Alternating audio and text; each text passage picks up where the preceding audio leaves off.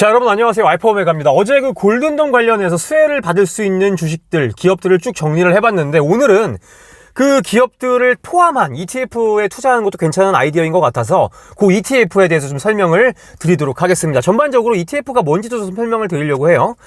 자, 알파오메가 알파 등급 여러분들께 감사의 말씀을 드리고 영상 시작하겠습니다. 신당동 엽차기님, 오보키 오파리님, 스테바웍스님, 바람의 나라연 아시테루님, 크리스리님, 레짱님, 보라여왕님, 나라라님, 마지막으로 엑시옴님, 알파 등급 후원 감사드리고요. 그 다음에 서포터즈 여러분들께도 감사의 말씀을 드리도록 하겠습니다. 감사합니다. 자, 제가 어제 이제 말씀드렸던 골든룸 관련된 기업들이 노스록 그루먼부터 로키드 마틴, CACI, L3 해리스, 그 다음에 레이시언, 펄런티어, 로켓랩, 아멘텀까지 쭉 있었는데, 자, 요 기업들의 주가를 보면 사실 매수하기가 그렇게 쉽지는 않다라는 겁니다. 왜냐하면 주가가 하나에 거의 $500 정도를 한단 말이죠. 그래서 이걸 투자하려고 해도 내가 만약에 예를 들어서 $500가 있다. 근데 이거 하나 사면은 나머지 살 돈이 없지 않습니까? 그래서 내가 이 기업들에 모두 투자를 하고 싶은데 그럴 때는 어떻게 해야 되느냐? ETF를 활용을 하면 된다. 그래서 제가 어제 이렇게 말씀드렸던 요 기업들 8개 기업을 우선적으로 포함을 하고 있는 ETF를 좀 찾아봤고요. 몇 가지 빠진 ETF도 있는데 한번 말씀을 좀 드려보겠습니다. 자, 총 4개가 이제 나왔습니다. 첫 번째가 이제 인베스코에서 하는 PPA라는 ETF예요. 이 ETF는 제가 말씀드렸던 기업 8개를 모두 다 포함을 하고 있습니다. 그리고 Asset Under Management, 그러니까 운용 규모가 5.37빌리언 달러 정도 되더라. 그리고 운용 수수료, 우리가 나중에 이제 이거는 인베스코가 이제 자동으로 이 수수료는 떼가긴 하는데 어쨌든 수수료가 0.57%라 57%이더라 라는 거 이제 참고를 좀 하시면 좋을 것 같습니다. 자, 그 다음이 이제 아이쉐어입니다. 아이쉐어는 가장 큰 이제 운용사죠. 블랙록에서 이제 운영하는 ETF인데 요 ETF 티커가 ITA예요. 요게 가장 큰 규모의 ETF입니다. 요 4개 중에는. 그래서 7.8빌리언 달러의 운용 규모를 가지고 있고 수수료는 0.40%더라. 근데 여기에는 팔란티어와 CACI와 아멘텀이 안 들어가 있습니다. 요것도 좀 참고를 하시면 좋을 것 같아요. 그래서 내가 만약에 ETF를 사고 싶은데 난 팔란티어가 너무 고가여서 앞으로도 성장을 안 할 것 같아. 그러면 사실 팔란티어가 없는 것들을, 요것들 있죠? 팔란티어가 없는 것들. 요겁니다. 팔란티어가 여기 없는 건 요거 하나인데, 아니죠? 요거까지 있네. 죄송합니다. 지금 ITA랑 XAR만 팔란티어가 없는데, 요런 걸 그럼 고르시면 된다라는 거죠. 그러니까 자기가 선호하는 기업들을 가지고 가는 그 ETF를 선정하시는 것도 나름 방법이 될 수가 있겠더라라는 거 참고드립니다. 자, 그 다음에 스테이트 스트리트의 XAR이라는 티커가 있습니다. 이거 3.3빌리언 달러의 규모고요. 수수료는 0.50달러. 요거는 팔란티어와 CACI, 아멘텀 포함하지 않는다라는 거 말씀을 좀 드리겠습니다. 그리고 글로벌 X, 미래에셋에서 하는 거죠. 쉴드라고 하는 티커를 가진 ETF는 2.4빌리언 달러로 이 중에서는 가장 이제 규모는 작습니다만 이것도 작은 건 아니에요. 자, 수수료는 가장 낮습니다. 0.35%고요. 로켓랩과 RTX와 CACI는 미포함하더라라는 겁니다. 그래서 제가 이제 이 ETF를 좀 추려봤고 ETF에 대해서 좀 설명을 드리려고 하는데, 자, 지금 제가 공교롭게도 제가 이제 이렇게 뽑아 놓은 4개의 ETF는 모두 다 이제 패시브입니다. 이게 패시브가 있고 이제 액티브가 있는데 요 차이를 좀 말씀을 드리면, 자, 패시브 펀드는 자, 지수를 따라갑니다. 그러니까 예를 들어서 S&P 500 따라가는 있죠. 스파이라고 하는 ETF 있지 않습니까? 얘도 패시브 펀드입니다. 이 말은 뭐냐면, 이 스파이 펀드에 들어가는 기업들의 수가 S&P 500에 있는 기업이 다 들어간 거예요. 그 말 이해 가시죠? 근데, 패시브 펀드라고 해서 모든 지수에 있는 기업들을 다 포함하진 않습니다. 때로는 그 지수에 있는 기업들을 추려서 들어가기도 해요. 이제 그런 게 패시브 펀드고, 이제 종목을 바꾸기도 합니다. 보통 이제 분기에 한 번이나 1년, 반년, 6개월에 한 번씩 이제 거기 포트폴리오를 바꿔준다라는 거 참고를 좀 하시고요. 이 반대로 액티브 펀드가 있다. 이건 굉장히 이제 능동적으로 이 기업들을 교체를 하는 거죠. 그래서 펀드 매니저가 판단을 해가지고 굉장히 수시로 이제 이 포트폴리오 포트폴리오를 바꾸기도 하고요. 뭐 월간, 분기별 이렇게 다양한 주기로 이제 그 포트폴리오를 변경을 하더라. 이게 이제 액티브 펀드다라는 겁니다. 그래서 패시브 펀드와 액티브 펀드를 이렇게 비교를 해드렸는데 제가 뽑은 펀드들은 다 패시브 펀드다. 참고를 좀 해주시면 좋을 것 같아요. 자, 그리고 여기 제가 말씀드린 게 있는데 여기 AUM 있죠? Asset Under Management라고 해서 이 ETF가 가지고 가는 자산의 규모입니다. 이게 이제 5.37 빌리언 달러, 7.8 빌리언 달러 이렇게 얘기를 하고 있는데 이 AUM이 클 때랑 작을 때랑 장단점이 있어요. 요거 좀 설명을 드리도록 하겠습니다.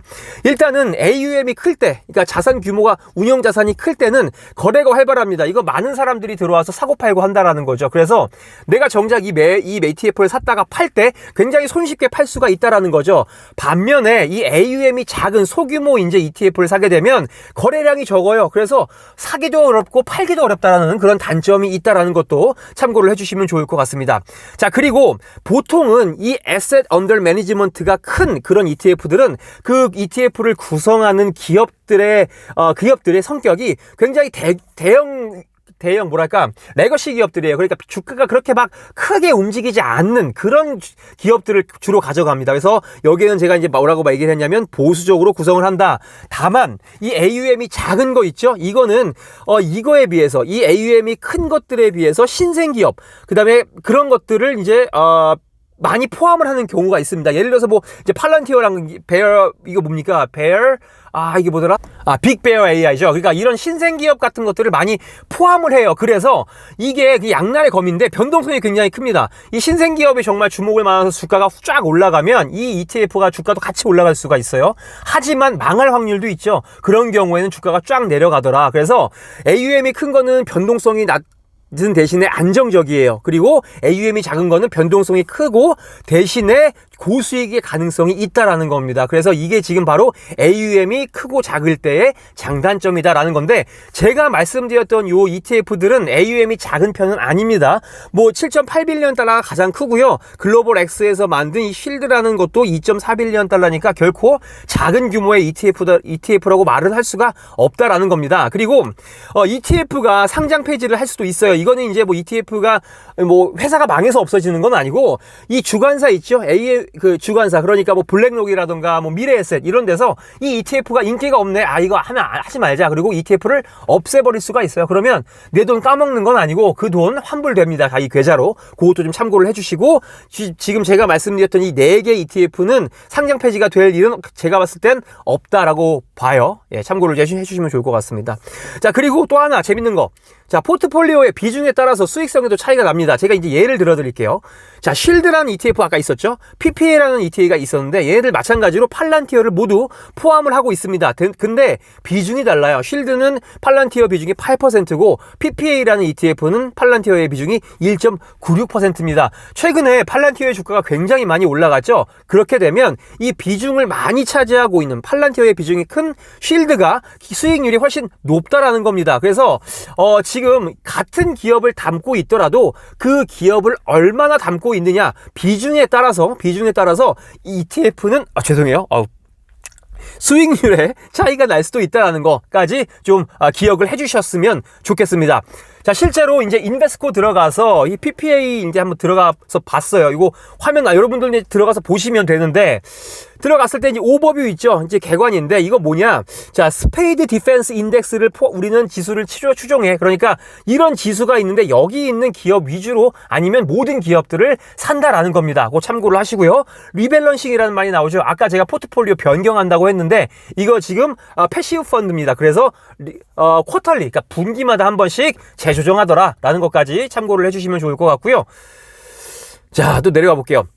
그래서 모든 ETF 이제 들어가면 그 ETF가 어떤 기업들을 어떤 비율로 포함을 하고 있는지 우리가 알 수가 있다라는 거죠. 그래서 여기 보시면 자, 록히드 마틴 있죠. 록히드 마틴이 있는데 비율이 7.18%입니다. 그 다음에 레이시온 있고요. 노스록 그루먼 있고 L3 해리스 있습니다. 얘네들 각각 7%, 4.7%, 4.1% 이렇게 포함을 하고 있고 쭉 내리다 보면 더 있죠. 로켓넷 얼마입니까? 0.83% 가지고 있더라. 아멘텀 0.45% 갖고 있더라. 그 다음에 특이하게 블랙스카이가 있었어요. 블랙스카이도 0.05%가 있었고 팔란티어는 1.96%가 있더라. 그래서 내가 어떤 기업에 포함을 하고 있는지 비중을 여기 들어가면 다 확인을 할 수가 있다. 또 하나 한번 볼까요? 글로벌X 미래에셋에서 만든 겁니다. 쉴드라는 티커의 ETF는 자, 뭘 갖고 있나 봅시다. 이거는 팔란티어 비중이 굉장히 높습니다. 팔란티어가 8.1%, 로키드 마틴이 7.4, L3 해리스가 4.58, 그다음에 노스럽 그루먼이 4.42%, 그리고 쭉 내려가다 보면 여기 아멘텀 있죠? 아멘텀이 1.16%더라라는 것까지 우리가 확인을 할 수가 있습니다. 자, 그 다음에 자, SPDR S&P XAR이라는 그 티커를 가진 건 보면 야, 이거 특이하게 로켓네비, 얘는 로켓네비 비중이 가장 높습니다. 4.71%가 있고요. L3 해리스 있고 레이시온 있고요. 로키드, 노스롭. 그 다음에 특이하게 제가 굉장히 사랑하는 인투이티브 머신도 한 1.6% 정도 가지고 있더라라는 것도 여러분들이 참고를 해주시면 좋을 것 같습니다. 자, 그래서 일단은 이 네 가지 ETF의 가격은 얘가 이렇게 지금 명시를 해놨고요. 여러분들이 좀 기억해 주셨으면 좋겠는 게 이 골든돔이 모르겠습니다. 이게 테마 느낌으로 잠깐 반짝을 할 수도 있겠다라고 생각을 하실 수도 있는데 제가 봤을 땐 지금 이 기업들, 이 ETF들이 가지고 있는 기업들이 일단 굉장히 업력이 높은 기업들을 많이 가지고 있고요. 앞으로 이제 골든돔뿐만 아니라 우리가 이제 우주, 이제 달 미션도 있고 이제 화성 미션도 있는데 그런 쪽에서 계속해서 투자를 받으면서 성장해 나갈 기업이기 때문에 이 ETF들은 단기적으로 보지 말고 장기적으로 보시고 투자를 하셨으면 좋겠다라는 생각도 좀 해봤습니다. 그래서 일단 오늘 그 골든돔 관련해서 ETF 정리를 해드렸고요. 저는 다음 기업 정리해서 돌아오도록 하겠습니다. 감사합니다.